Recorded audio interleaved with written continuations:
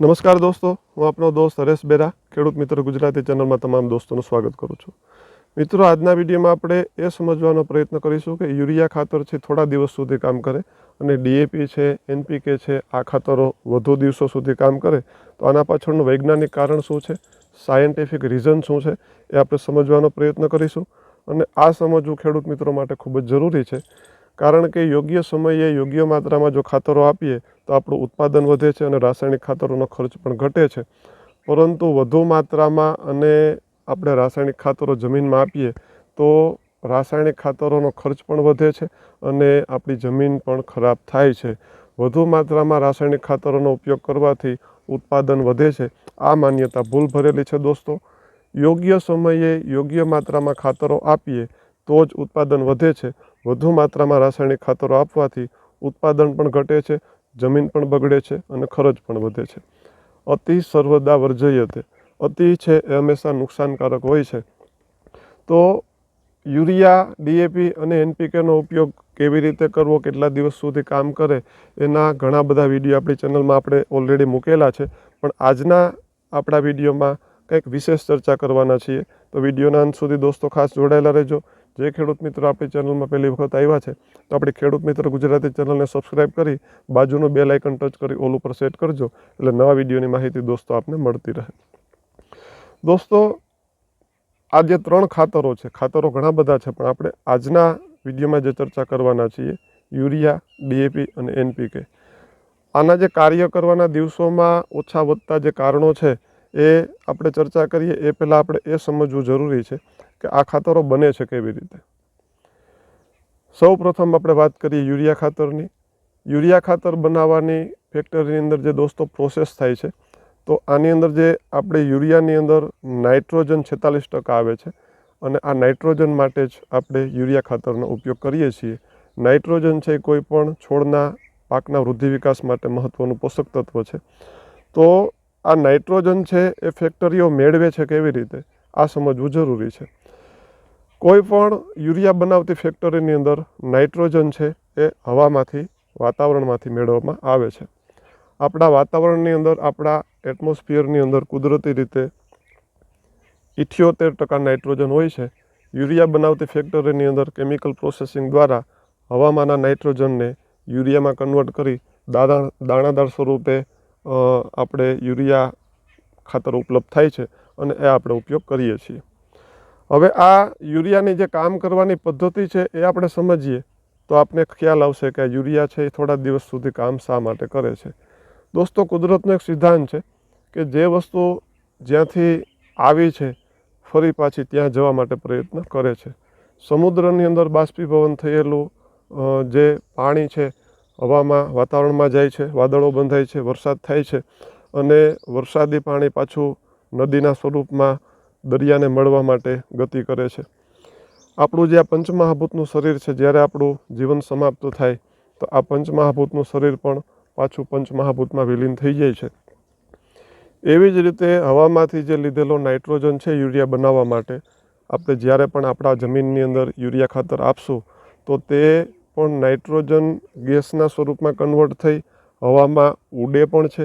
Ammonium ગેસમાં convert થઈ એમોનિયાના રૂપમાં પણ હવામાં ઉડે છે. અમુક ટકા નાઇટ્રોજન છે એ પાણીની સાથે નીચે જમીનમાં ઉતરી જાય છે. અમુક ટકા યુરિયાનો જે નાઇટ્રોજન છે એ પાણીની સાથે બહાર પણ નીકળી જાય છે. માત્ર ને માત્ર 30થી 35% જેટલું યુરિયાનો જે નાઇટ્રોજન છે આપણો છોડ ગ્રહણ કરે છે. બાકીનો નાઇટ્રોજન છે એ કોઈને કોઈ રીતે વ્યય થઈ જાય છે. એટલે યુરિયા છે એ ખૂબ જ ઓછા દિવસો સુધી કામ કરે છે. એટલા માટે જ નાઇટ્રોજનની જરૂરિયાત માટે આપણે આપણા પાકની અંદર વારંવાર યુરિયા નાખવાની જરૂરિયાત ઊભી થાય છે. યુરિયા ખાતરનો ઓલરેડી આપણે એક વિડીયો બનાવી ચૂક્યા છીએ કે યુરિયા ખાતર કેટલા દિવસ સુધી કામ કરે. તેની અંદર પણ આપણે ચર્ચા કરેલી છે કે યુરિયા ખાતર છે એ વધી અને 20-25 દિવસ, અને એક સામાન્ય રેશિયો છે કે યુરિયા ખાતર છે એ 21 દિવસ સુધી કામ કરે છે. ડીએપી વધુ દિવસો સુધી કામ શા માટે કરે એ સમજવાનો પ્રયત્ન કરીએ. તો ડીએપી આપણે નાખીએ છીએ ફોસ્ફરસ અને નાઇટ્રોજન માટે, ખાસ કરી અને ફોસ્ફરસની ઉપલબ્ધતા આપણા પાકની જે જરૂરિયાત છે પૂરી કરવા માટે આપણે ડીએપીનો ઉપયોગ કરીએ છીએ. ફોસ્ફરસ છે કોઈ પણ પાકના મૂળના વૃદ્ધિ વિકાસ માટે ખાસ જરૂરી છે. ફોસ્ફરસ છે એ ફ્લાવરિંગમાં પણ મદદ કરે છે. ફોસ્ફરસ છે એ કોઈ પણ પાકનો જે વૃદ્ધિ વિકાસ થતો હોય તો તેની કોશિકાઓ બનાવવા માટે પણ ખૂબ જ ઉપયોગી છે. ફોસ્ફરસ વગર કોઈ પણ પાકના મૂળનો વૃદ્ધિ વિકાસ ધારીએ એટલો શક્ય નથી અને ઉત્પાદન વધારવા માટે ફોસ્ફરસ એ ખૂબ જ મહત્ત્વનો રોલ ભજવે છે. હવે આ ફોસ્ફરસ કેવી રીતે બને છે? આપણા ડીએપી ખાતરની અંદર જે ફોસ્ફરસ આવે છે એ ક્યાંથી આવે છે એ આપણે સમજીએ. તો ફોસ્ફરસ છે એની ખાણો હોય છે અને એ ખાણોની અંદર ફોસ્ફરસ જે છે એ રોક ફોસ્ફેટના સ્વરૂપમાં ઉપલબ્ધ હોય છે. આ રોક ફોસ્ફેટને સલ્ફ્યુરિક એસિડની સાથે મિશ્રણ કરી અને તેને પાણીમાં ઘુલનશીલ બનાવવા માટે એની આખી પ્રોસેસિંગ કરવામાં આવે છે અને એમોનિયા અને આ રોક ફોસ્ફેટનું એક રાસાયણિક કોમ્બિનેશન કરી અને એક જટિલ ખાતર બનાવવામાં આવે છે અને એ ડાય એમોનિયમ ફોસ્ફેટ ડીએપીના રૂપમાં આપને ઉપલબ્ધ થાય છે. દોસ્તો, ફોસ્ફરસ ડીએપી જે આપણે ખાતર છે, ડીએપી ખાતરની આપણે વાત કરીએ તો ડીએપી જ્યારે પણ આપણે આપણી જમીનની અંદર આપશું તો ડીએપીની અંદરનો અમુક ટકા ફોસ્ફરસ છે. ડીએપીની અંદર 18% આપને નાઇટ્રોજન પ્રાપ્ત થાય છે, જે નાઇટ્રોજન એમોનિયાના સ્વરૂપમાં હોય છે અને ડીએપીની અંદરનો જે 46% ફોસ્ફરસ છે એમાં અમુક ફોસ્ફરસ એવો છે કે એ આપણા જે પાક છે એને તાત્કાલિક મળી જાય છે અને અમુક ફોસ્ફરસની માત્રા એવી છે દોસ્તો કે જે આપણી જમીનની અંદર એમને પડેલો રહે છે. આ ફોસ્ફરસ આપણી જમીનની અંદર જઈ અને જમીનમાં ફિક્સ થાય છે અને આપણી જમીનની અંદર રહેલા જે ફોસ્ફરસ ઘુલનશીલ બેક્ટેરિયા છે એ ધીમે ધીમે આ ફોસ્ફરસને ઘોળવાનું કામ કરે છે અને આપણા પાકને આવી રીતે આ ફોસ્ફરસ ઉપલબ્ધ થાય છે. ફોસ્ફરસ ઘુલનશીલ બેક્ટેરિયા, જેને આપણે પીએસબી કલ્ચર કહીએ છીએ, એ કુદરતી રીતે જ આપણી જમીનમાં હોય છે. આ ફોસ્ફરસ જમીનની અંદર આપ્યા પછી યુરિયાની જેમ 21 દિવસમાં નથી વાતાવરણમાં ઉડી જતું, નથી પાણીની સાથે નીચે ઉતરી જતું કે નથી કોઈ પણ બીજા ગેસમાં કન્વર્ટ થતું, કારણ કે ફોસ્ફરસ છે પોતે જ એક પ્રકારનું ખનિજ છે. જે ખનિજ છે એ ખનિજ આપણી જમીનમાં રહે છે. અમુક ટકા ફોસ્ફરસ મળી ગયા બાદ જે ફોસ્ફરસ બચેલું છે એ ફોસ્ફરસ ઘુલનશીલ બેક્ટેરિયા ધીમે એને ઓગાળતા જાય છે અને આપણા પાકને મળતું જાય છે.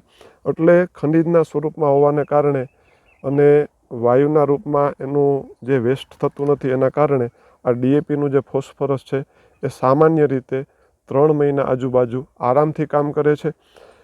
અમુક જમીનોની અંદર 3 થી લઈ 6 મહિના સુધી પણ ડીએપીનું જે ફોસ્ફરસ છે એ કામ કરે છે.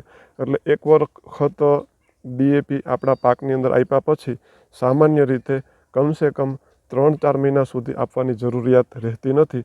એટલા માટે જ ફોસ્ફરસ ડીએપી જે ખાતર છે આપણું, એ વાવણી સમયે પાયાના ખાતર તરીકે આપવાની ભલામણ છે. જ્યારે પણ ફોસ્ફરસની જરૂરિયાત ઊભી થાય અને ત્યારે જ આપણે ડીએપી આપશું તો ડીએપી તાત્કાલિક લાગતું પણ નથી. એટલા માટે પાયાના ખાતર તરીકે ડીએપી આપી દઈએ. સંપૂર્ણ ફોસ્ફરસની માત્રા, ડીએપીની માત્રા વાવણી સમયે આપવાથી લાંબા સમય સુધી ફોસ્ફરસ ડીએપી કામ કરે છે. સામાન્ય 3-4 મહિના સુધી તો કામ કરે જ છે. ત્યારબાદ દોસ્તો આપણે ચર્ચા કરીએ એનપીકે 12-32-16ની અંદર જે આપણે મળે છે. ડીએપી છે આપણે ફોસ્ફરસ અને નાઇટ્રોજન મળે છે. પોટાશની જરૂરિયાત માટે આપણે એનપીકે ખાતર નાખવું પડે છે. તો જે પાકોની અંદર ફોસ્ફરસની સાથે પોટાશની પણ જરૂરિયાત હોય છે તેવા પાકોની અંદર આપણે પાયાના ખાતર તરીકે ડીએપીને બદલે એનપીકેનો પ્રયોગ કરીએ છીએ. તો દોસ્તો આ એનપીકેની અંદર પણ આપણે જેમ અગાઉ વાત કરી એમ ફોસ્ફરસની વાત આપણે તમામ મિત્રો જાણીએ છીએ. એનપીકેની અંદર એક વધારાનું જે તત્વ આપણે મળે છે પોટાશ છે. તો પોટાશ પણ વિશ્વની અંદર એની ખાણો હોય છે અને એ ખાણોની અંદરથી બ્લાસ્ટ કરી જેસીબી જેવા મશીનો દ્વારા એ ખાણોની અંદરથી પોટાશ છે એ કાઢવામાં આવે છે. પોટાશ છે એ પણ એક ખનિજ છે દોસ્તો. જેવી રીતે આપણે માર્કેટમાં સેંધા નમકના ગાંગડા મળે છે, જેને આપણે ભૂકો કરી અને સેંધવ નમક છે, રોક સોલ્ટ છે, એનો આપણે ઉપયોગ આપણી રસોઈની અંદર કરીએ છીએ. તો આવા સેંધા નમકના ગાંગડાની જેમ જ પોટાશની ખાણો હોય છે, એની અંદર પણ પોટાશના પથ્થરો તોડીને કાઢવામાં આવે છે અને એની અંદરની જે અમુક અશુદ્ધિઓ છે દૂર કરી અને એ જેમ છે એમ જ પોટાશને ક્રશ કરી અને ડાયરેક્ટ 50 કિલોની બેગની અંદર પેક કરી અને આપને આપવામાં આવતું હોય છે. આ જે પોટાશ છે એ NPKની અંદર પણ એક રાસાયણિક પ્રક્રિયા દ્વારા એની એક 12% નાઇટ્રોજન, 32% ફોસ્ફરસ અને 16% પોટાશ મળે છે. એ ત્રણેયની એક સંયુક્ત માત્રા NPK ખાતરની અંદર આપવામાં આવે છે. હવે આ પોટાશ છે આપણે જોયું દોસ્તો કે એ પણ કોઈ ગેસમાં કન્વર્ટ થતું નથી કે વાતાવરણમાં ઉડી જતું નથી. પોટાશની સાથે એક જ સમસ્યા છે અને એ છે કે એ પાણીની સાથે ઓગળી અને જમીનમાં નીચે ઉતરવાની એક સમસ્યા છે અને ખાસ કરીને જે આપણી થોડી રેતાળ જમીનો છે તેની અંદર આ એક સમસ્યા જોવા મળે છે કે તે જમીનમાં નીચે ઉતરી જાય છે. બાકી સામાન્ય જે આપણી નોર્મલ જમીનો છે તેની અંદર પોટાશ છે એ વધુ માત્રામાં નીચે ઉતરતું નથી, એટલે તે પણ લાંબા સમય સુધી આપણા પાકને ઉપલબ્ધ થાય છે. યુરિયા જેમ ફટોફટ 20-25 દિવસની અંદર સંપૂર્ણ એમ કહેવાય કે એનું કામ પૂરું થઈ જાય છે, પોટાશ છે એ જમીન પ્રમાણે લાંબા દિવસો સુધી કામ કરે છે. ફોસ્ફરસથી થોડી ઓછી માત્રામાં, પરંતુ પોટાશ પણ કમસે કમ એક પાકની અંદર હોય તો એક વખત આપી દીધા પછી ફરી વખત ફોસ્ફરસ આપણે પોટાશ આપવાની જરૂરિયાત રહેતી નથી. રેતાળ જમીનની અંદર એને 2 વિભાગની અંદર આપણે આપીએ તો પોટાશની સંપૂર્ણ જરૂરિયાત છે પૂરી થાય છે દોસ્તો. આ પોટાશ જમીનની અંદર નીચે ઉતરી ગયા પછી પણ આપણી જમીનની અંદર જો સારી માત્રામાં પોટાશ મોબિલાઇઝિંગ બેક્ટેરિયા હોય, જેને આપણે KMB તરીકે ઓળખીએ છીએ, જે માર્કેટની અંદર મળે છે, આ પોટાશને ફરીથી જમીનમાં ઉપર લઈ આવવાનું કામ આ બેક્ટેરિયા કરતા હોય છે. તો આ આખી પ્રક્રિયાઓ સળંગ આપણી જમીનની અંદર કુદરતી રીતે થતી રહેતી હોય છે. એટલા માટે નાઇટ્રોજન યુક્ત જે આપણું યુરિયા ખાતર છે એ ઘણી બધી વિભાગમાં એક આપણો સામાન્ય 4 મહિનાનો પાક કે 6 મહિનાનો પાક હોય તો અલગ અલગ જથ્થામાં આપવાની ભલામણ છે કે 3 થી 4 સળંગ હપ્તામાં આપણે યુરિયા ખાતર આપવાની ભલામણ હોય છે, કારણ કે એની કામ કરવાની જે સમયસીમા છે એ 20-21 દિવસ આજુબાજુની હોય છે. DAP ખાતર છે એ પાયાના ખાતર તરીકે આપી દીધા બાદ 3 થી 4 મહિના આરામથી કામ કરે છે, એની ફરી આપવાની જરૂરિયાત રહેતી નથી. એવી જ રીતે NPK ખાતર પણ પાયાના ખાતર તરીકે આપી દીધા બાદ 3-4 મહિના આરામથી કામ કરે છે. રેતાળ જમીનની અંદર એક ડોઝ વધુ માત્રામાં પોટાશની જરૂરિયાત પૂરી કરવા માટે આપવાની જરૂરિયાત એ છે. બાકી ફોસ્ફરસ માટે કે પાયાના ખાતર તરીકે આપી દીધા બાદ NPK ખાતર પણ ફરી આપવાની કોઈ જરૂરિયાત રહેતી નથી દોસ્તો. આ વાત આપણે આજે અહીંયા પૂરી કરીએ. માહિતી જો આપને સારી લાગી હોય તો બીજા ખેડૂત મિત્રો સુધી વિડીયો ખાસ શેર કરજો, જેથી તે પણ આ માહિતીનો લાભ પોતાની ખેતીમાં લઈ શકે. ફરી મળશું આવતા વિડીયોમાં કોઈ સરસ મજાની માહિતી સાથે. ત્યાં સુધી રજા લઈએ. જય જવાન, જય કિસાન, જય હિન્દ, વંદે માતરમ. ધન્યવાદ.